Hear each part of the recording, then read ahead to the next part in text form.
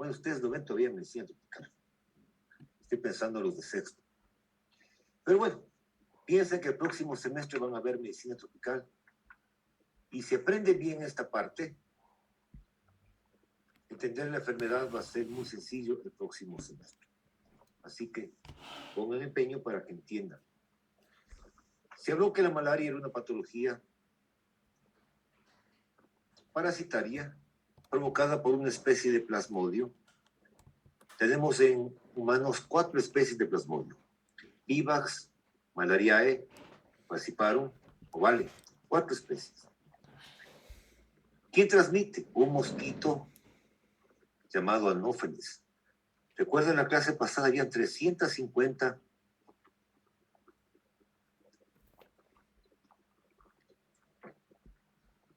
especies de vectores en los felinos, pero solo 60 transmitían la malaria.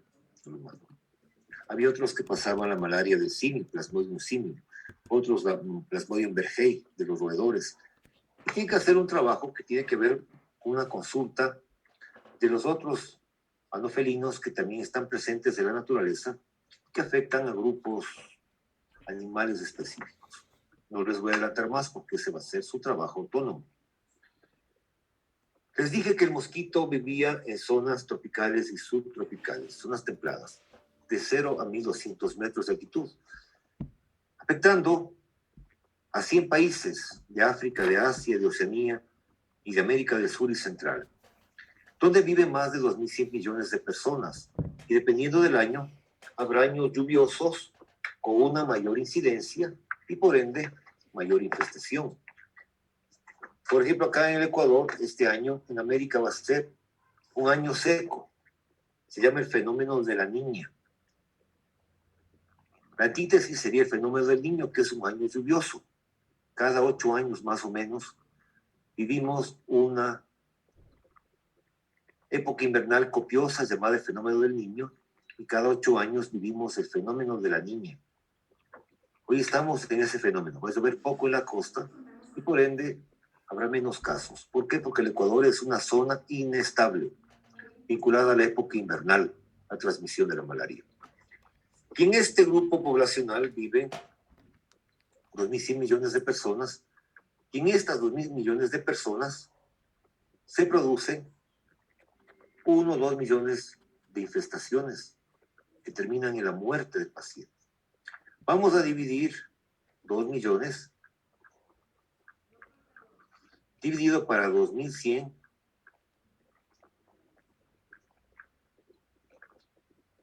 millones.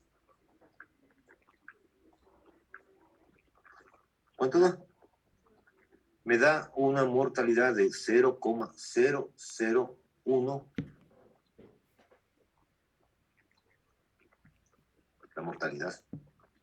Murieron 2 en relación a 2.100 millones. Realmente es poquito, hablando en términos numéricos. Pero si la mortalidad sería el equivalente a que un avión repleto de pasajeros se precipite a tierra cada 30 minutos, 2 aviones por hora, 48 aviones diarios durante todo un año, obviamente la gente estaría asustada por tanto avión que se cae y mueren los ocupantes. Ahí sí la gente se alarmaría. Pero como mueren gente del África, continente pobre, conflictivo, no interesa tanto para la gente, porque no le vemos un problema sanitario grave, pero en realidad sí. Aprendieron que hay 4 especies de plasmodio. ¿Qué les dio parasitología a ustedes? Vamos a ver qué aprendieron de parasitología. Lisette Herrera. Voy a preguntarle, ¿qué profesor le dio a usted parasitología?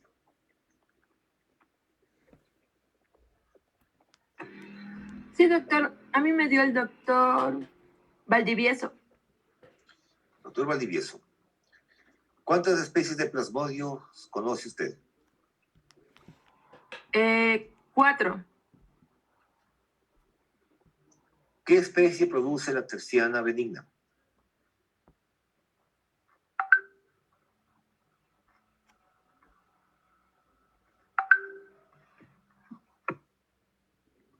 ¿Sabe o no sabe? Si lo sabe, dígame, no sé. No, doctor, no me acuerdo. Ya. La niña Manosalvas Génesis. ¿Qué especie produce la terciana benigna? No recuerdo, la verdad, Doc. ¿Qué especie produce, niña Tonato, la cuartana?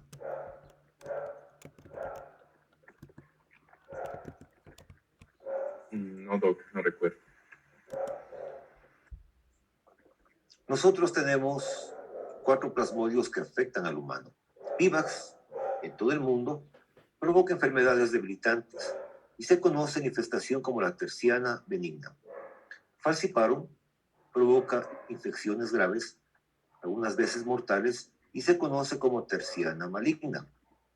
Malariae está en algunas partes del mundo y produce casos de malaria persistente, y se conoce a este tipo de malaria como fiebre cuartana. Yovale, que está en África, principalmente al este, provoca también una forma de terciana benigna. ¿Qué implica esto? Que cada tercer día ocurre el paroxismo febril en Vivax, Falciparum y Yovale, y al cuarto día ocurre el paroxismo en Malariae. Eso significa la terciana o la cuartana, el paroxismo febril. Quedamos en analizar el día de hoy con ustedes lo que es la transmisión estable e inestable. La transmisión inestable, ¿qué implica? Implica una relación con la época invernal. Empieza el invierno y es un pico la peligrosidad. Y pasa siendo el segundo mes otro pico, tercero, cuarto, quinto, hasta que termina el invierno. Vemos de 5, 6, 7 meses. Al final del invierno, las lluvias hace otro pico. La población de vectores hace exactamente igual que la pluviosidad. Un pico de la población de vectores al inicio del invierno y un pico al final. En estas zonas inestables está vinculada obviamente la proliferación de vector a la época invernal y son zonas que generan baja respuesta inmune, que implica que yo voy a ver casos de malaria en niños, en adolescentes, en adultos y viejos, en todos los grupos etarios. Las zonas de transmisión estable, no vinculadas a la época invernal, son zonas orendémicas y son zonas que generan una alta respuesta inmunitaria. Por lo tanto, ¿en qué grupo de edad voy a encontrar más casos de paludismo? Obviamente la población infantil. ¿Por qué? Porque la que menos tiempo ha vivido en una zona y por ende menos chance de haber sido picada y desarrollado inmunidad después. Tengo casos autóctonos. Yo vivo en una zona endémica, me pica el mosco, desarrollo la enfermedad. Pero de pronto dan cuenta que yo soy un francés, voy a montañita a surfear, a consumir un poquito de marihuana y a tomar cerveza, hasta quedar dormido. Me pica un mosco, me contagia, el mosco me infesta de Vivax. El parásito llegó al hígado, se quedó en el hígado viviendo un tiempo indefinido. Yo regreso a Francia y después de años de haber vuelto de una zona malárica, se activa mi parásito del hígado y desarrolla un cuadro de malaria en Francia. Por lo tanto, será un caso importado. Tengo factores del medio ambiente vinculados a la malaria, como la temperatura. Le gusta el mosco a una temperatura de 24 hasta 40, 41 grados. Si llegaba a 43, recuerden que el mosquito se cocinaba y se moría. Va bajando la temperatura, el ciclo se hace un poquito más lento. Al mosquito le gusta el calor, al anofelino. En cuanto a la humedad, le gusta una temperatura alta y una humedad del ambiente mayor a 75%. Va bajando la humedad y va bajando el riesgo. Le gusta zonas lluviosas. Si llueve 2 metros de lluvia al año, será una zona de mayor riesgo. Va bajando la pluviosidad y va bajando el riesgo. En cuanto al piso altitudinal, ya les dije que el mosquito vivía de 0 a 1200 metros. Sube más del piso altitudinal. Saben ustedes que cada 100 metros que suba en altura, baja 1 grado centígrado. En mi área de trabajo tengo ríos o quebradas permanentes que contengan agua. Son sitios de reproducción. Si tengo lagunas, pantanos, ciénegas, son sitios de reproducción.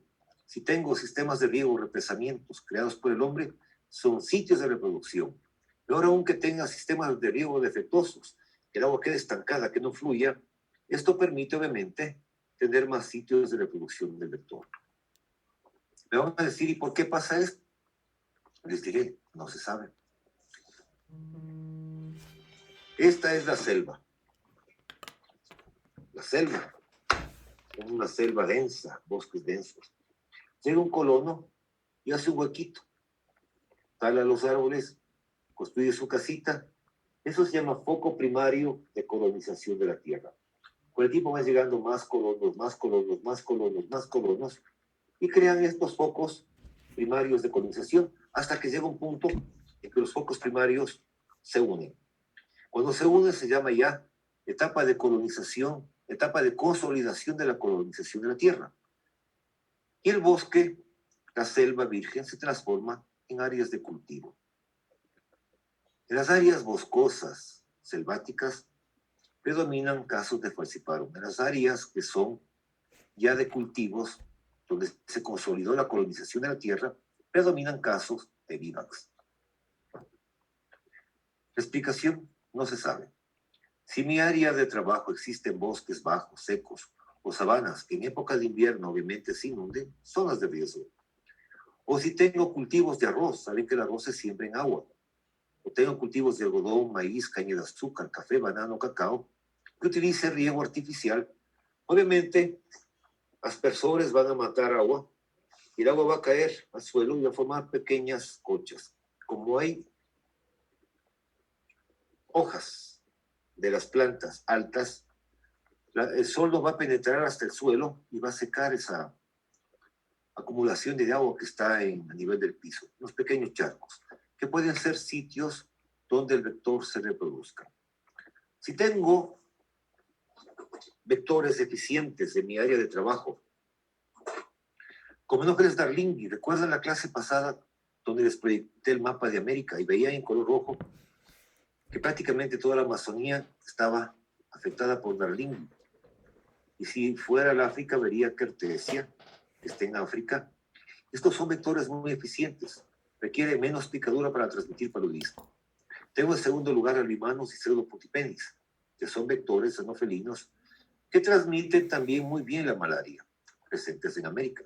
Entonces hagan cuenta que en América de los 5 vectores más importantes, tengo 3, Darlingia, limanos y aquasalis.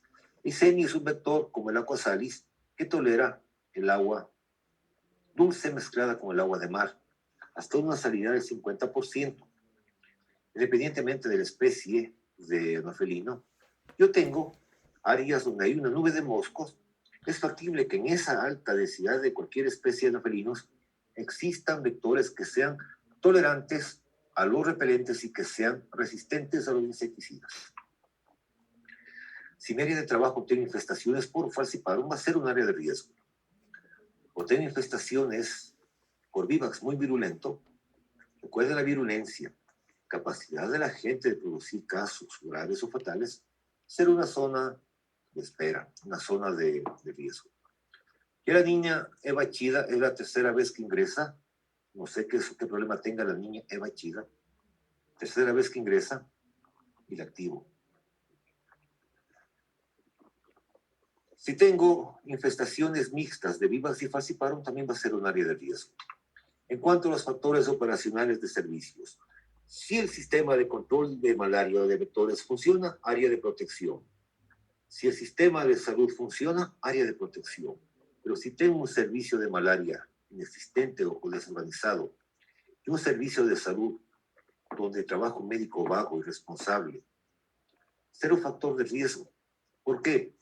Porque en vez de apoyar tanto el control vectorial y manejo de la malaria junto con el centro de salud para controlar la enfermedad, si no están operativos, son factores de riesgo. En cuanto a los factores sociales, el principal factor social está vinculado a la migración de la población durante cosechas. Empieza la zafra de la caña, la cosecha del maíz, del café, del cacao, del banano, cosecha del algodón, y viajan grupos poblacionales grandes a trabajar en la cosecha. Y no van a ir a vivir en buenas casas, van a vivir en barracas, en galpones, en canchones, sin protección. Y obviamente el vector puede transmitir fácilmente la malaria en estas condiciones, por el tipo de alojamiento que tiene esa población desplazada para la cosecha. Considere que la migración puede ser un factor de riesgo. Solo imagínense gente del África que llegó al Mediterráneo portando un parásito. Cogieron una lancha, cruzaron el Mediterráneo y llegaron a Europa.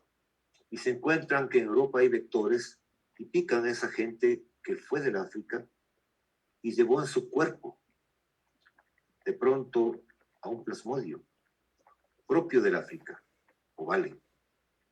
Empezó un ciclo de transmisión de paludismo en Italia, por citar un ejemplo.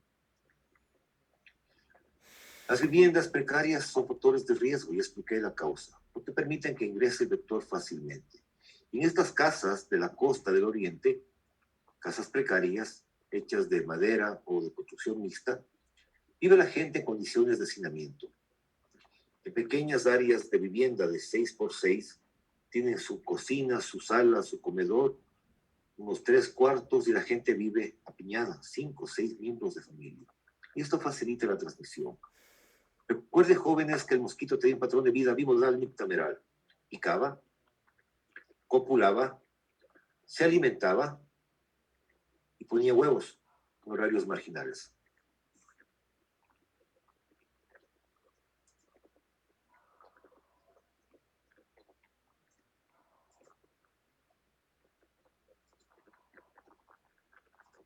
¿Dónde está la niña Eva Chida?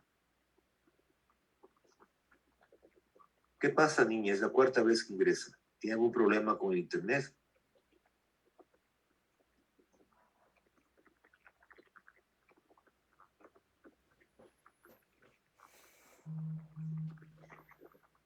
Es que no tiene audio. Entonces, trabajar de noche será un factor de riesgo.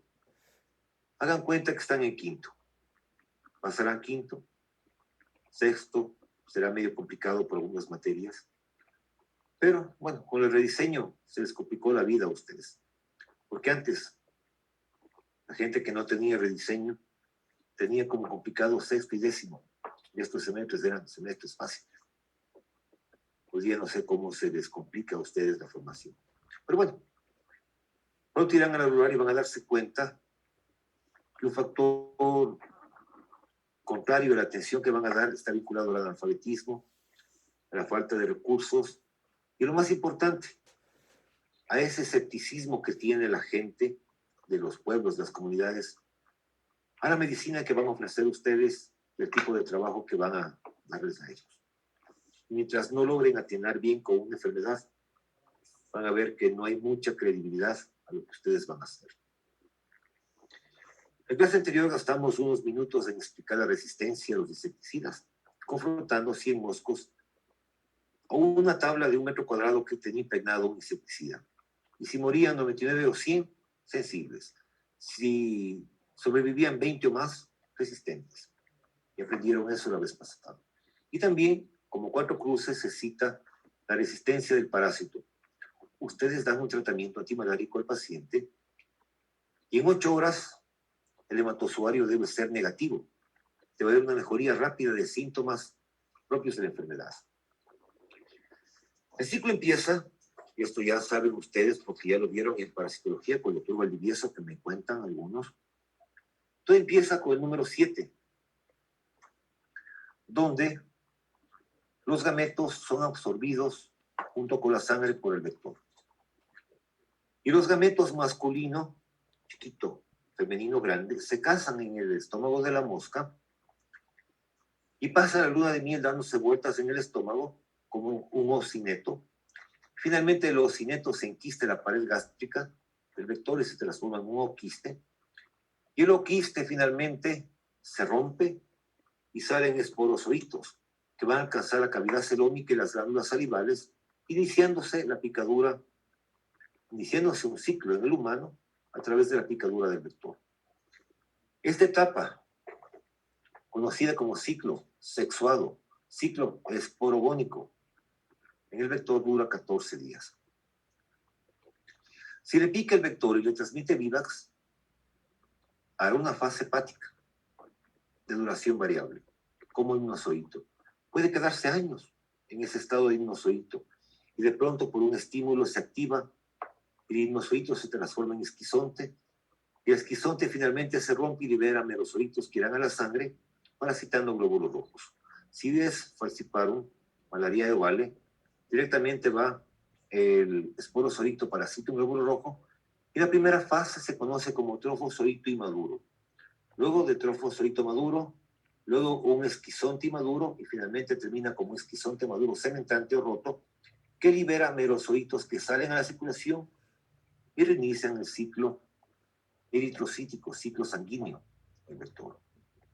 Cuando ustedes dan un antimalárico, cloroquina, mefloquina, artemisina, tesunato, artemétera, lofrantina, quinina, quinidina, tetraciclina, sulfadoxina, cualquiera de estos medicamentos lo que están haciendo es eliminar las formas sanguíneas del vector. ¿Qué van a hacer con este tratamiento? Van a hacer la curación clínica del paludismo. ¿Cuándo van a hacer la curación clínica? Cuando vean pacientes con Vivax. No, con Vivax. Cuando vean pacientes con falciparum, cuando vean pacientes con malariae o con ovale. Vivax, que hace la fase de hipnozoito, necesita de un remedio para eliminar al hipnozoito llamado primaquina. La primaquina, por lo tanto, se usa para el tratamiento radical de la malaria. Jóvenes, voy a ser sincero con ustedes, están en desventaja con los de sexto. ¿Por qué? Porque fue una brutalidad haber bajado epidemiología quinto. No sé si el nivel de desarrollo de ustedes, académico, vinculado con su desarrollo en la parte cognitiva, vaya a la par, pero yo veo que están en desventaja. Así que tiene que poner mucho empeño. Para todo esto, para los dinozoitos que estoy pintando, que están en el hígado, yo requiero dar primaquina para dar el tratamiento radical de la malaria e infestaciones por Vivax. Si fuera falciparum, malariae, ¿vale? Que solo tiene la etapa sanguínea, solo tiene el ciclo eritrocítico, puedo dar cualquier antimalárico que elimine estas etapas sanguíneas. En algún momento del ciclo, el trofozoito inmaduro se diferencia en gametos. La primera etapa se llama gametocito. El gametocito finalmente se transformará en macrogameto o en microgameto. 3 características del parásito que justifica la clínica. Tamaño. Vivax es grande, 2 a 3 micrómetros. Vivax produce de 12 a 24 merozoitos dispuestos en mórula que salen cuando se rompe el esquizonte maduro. Y el tercer elemento es la parasitemia. Vivax trabaja con parasitemias bajas. En 20 gotas de sangre que forman un ml de sangre equivale a 20 gotas, yo tengo hasta 30.000 parásitos de cualquiera de sus formas. Pero falciparum es un parásito pequeño, de 1 a unos 5 micrómetros.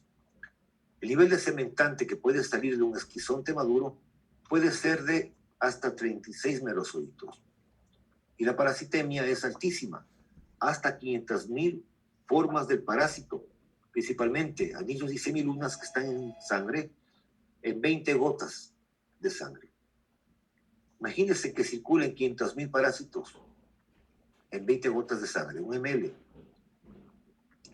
y que rompan tantos glóbulos rojos y tenga una circulación complicada por un montón de restos celulares, que vaya a la circulación del cerebro y tapone, como malárico, que vaya al pulmón y tape esos sinusoides que están junto al alveolo, provocará problemas respiratorios, o que se vaya al glomérulo y tapone el glomérulo, provocará también una insuficiencia renal. La clínica dependerá del tipo de plasmodio, Quartana pues, malariae, Terciana benigna, Vivax y ovale, y Terciana maligna, falciparum, que coincide con el periodo de paroxismo febril. Depende obviamente de la clínica, la relación con el estado inmunitario que tenga la persona. Si he tenido infestaciones de repetición, tendré una respuesta inmune que controlará bastante bien la infestación. Utilizo como término periodo de incubación, cuando lo correcto sería periodo de infestación. ¿Por qué? Porque este concepto se lo vio en la primera clase. Y va con un rango de 8 a 27 días la infestación, dependiendo de la especie. Falciparum es mucho más rápida la infestación que Vivax, por ejemplo. Inicia con síntomas inespecíficos como malestar, cefalea, mialgias, náuseas, vómito, diarrea, anorexia y escalofrío seguido de hipertermia, paroxismo febril. ¿Qué van a hacer ustedes? Pasamos ya a la fase final de la clase. Hay que educar a la comunidad sobre el vector, sobre la sintomatología que genera la malaria para que la gente busque rápidamente diagnóstico y hacer un diagnóstico parasitológico, una prueba de hematozoario. Si voy a una región endémica, por un corto periodo de tiempo puedo usar quimioprofilaxis. Es parte de su trabajo autónomo responder una pregunta en base a la lectura de un material. Entonces van a aprender lo que es la quimioprofilaxis, que implica la administración de antimaláricos para evitar enfermar de paludismo en visitas cortas. En cuanto al control de vectores, si tengo una poza donde veo que hay larvas y pupas y la poza no es muy profunda, yo puedo echar tierra y dreno esa poza. Si la poza tiene alguna pendiente y puedo hacer un canal de desfogue, drenaré la poza y voy a hacer control de criaderos. Puedo hacer control de larvas. ¿Y aprendieron ustedes con qué? La clase pasada les expliqué pescaditos, insectos, hongos, bacterias, para hacer control de larvas. Y también control de adultos con insecticida. En la parte de control físico, recuerden, mallas de ventanas, mallas de puertas, dormir con toldo, control físico. Yo puedo hacer un método combinado físico-químico, sumergiendo el toldo insecticida para que sea método físico-químico. Ya saben el repelente. Acción tópica, no le gusta el aroma al mosco. Lamentablemente, Anopheles gambiae en África y Apimanus en América son hasta 7 veces más tolerantes a un repelente. No tienen que aprenderse los nombres de los pescados, pero les recuerdo que se llamaba gambusia, astiana, ciclasoma, las especies de pescaditos. Soltaba alevines para que se coman larvas o pupas. Saben que los renacuajos son también parte del control biológico con los insectos, el toxolenchitis. Les conté de la boberia, histospora, nosema, agerae, babraya o coleomomices. Yo soltaba esporas de hongos en los sitios donde estaban las larvas. Las larvas se comían al hongo y finalmente el hongo lo que hacía es afectar la fecundidad de la mosca, que ponga menos huevos, y también acortaban el tiempo de sobrevida de la mosca. Recuerden, jóvenes, que la mosca vivía 31 días. Si yo llevaba un tarrito llamado Bactur, Bacillus thuringiensis, y ponía bacterias en sitios de reproducción, la larva se comía la bacteria y causaba la muerte. Les conté también que había parásitos permíticos. Yo ponía unos parásitos en el agua para que parasiten a las larvas, y cuando eran adultos, obviamente, estas larvas iban a estar enfermas. Les conté también de los crustáceos, llamados copépodos, pulgas de agua, de la especie mesociclos o macrociclos. Si yo ponía 10 copépodos por litro de agua, no me dejaba una larva viva. La clase anterior también les conté que si yo incubaba huevos a menor temperatura, iba a tener un predominio de machos en ese lote de huevos. Y cuando estaban en fase de pupa, yo cogía un tubo de rayos X y les irradiaba, Chomirax. O ponía un polvito llamado Bisacir. O ponía un polvito de óxidos o sulfuros de acidinilfosfina, que eran esterilizantes químicos. Ponía el polvito de Bisacir y el 90% de pupas que salían de ese lote iban a ser estériles. Y como yo sabía que incubé a menos temperatura, iban a predominar machos, yo llevaba una funda de moscos machos para soltarlos en sitios de reproducción, para que la mosca copule con un macho estéril y la mosca no tenga descendencia. Recuerden también el control genético. La mosca pica y absorbe fármacos gametocidas como la primaquina, la pirimetamina o el proguanilo, que mantiene su acción farmacológica en el estómago del mosco, provocando la muerte de los gametos. Control farmacológico de la malaria. Y también les voy a contar algo sobre la vacuna, que pesa que no está como material de lectura. Les cuento como una curiosidad de algo que pasó en el país. Reconocen al rector, al doctor Fernando Efraín Semperti Montaneda. 30 años atrás, cuando el hombre estaba de 46 años, él hizo la parte ecuatoriana de la experimentación de la vacuna en un sitio llamado La Tey y las Golondrinas. ¿Qué hicieron? Elgin Patarroyo, un colombiano, desarrolló la vacuna. Si yo desarrollo una vacuna para un virus, el virus viene a ser este pequeño clip. La bacteria viene a ser la caja donde están los clips. Y un parásito, pese a que es un parásito, un protozoario, parásito ya es un elemento grande en relación al virus. Obviamente es mucho más fácil hacer una vacuna para un virus que hacer una vacuna para un parásito. Como es más grave la infestación por falciparum, Patarroyo quiso hacer una vacuna para la malaria por falciparum. Y cogió un segmento de falciparum llamado PET56 para hacer de esta parte del parásito un antígeno que desarrolla inmunidad en el paciente inoculado de la vacuna.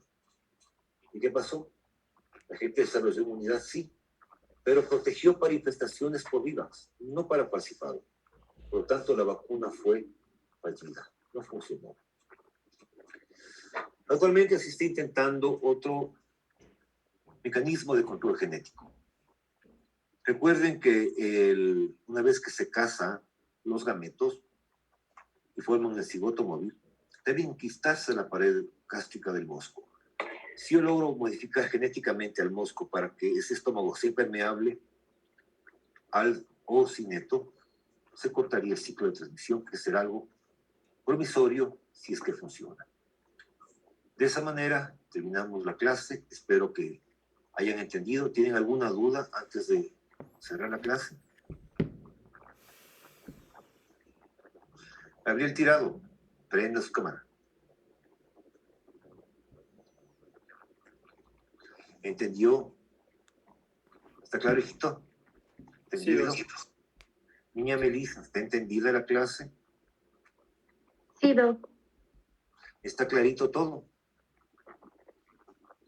Sí, se entendió. Pregunten ahorita.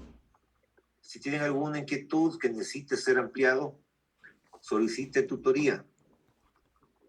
Se hace la solicitud vía correo. Puede pedir a cualquier profesor una explicación adicional. Y es que vayan al examen sabiendo. Repito, con la sinceridad que me caracteriza, yo noto que ustedes están en desventaja con los de sexto. Los de sexto tienen otro nivel de conocimiento y eso les hace más fuertes para aprender y para el momento del examen. Espero equivocarme y que ustedes sean brillantes y den un buen examen. Ya depende de ustedes. Nos vemos, jóvenes, la próxima semana en clases. Cuídense un montón. Nos vemos la próxima semana. Hasta luego, jóvenes. Gracias, doctor. Hasta luego.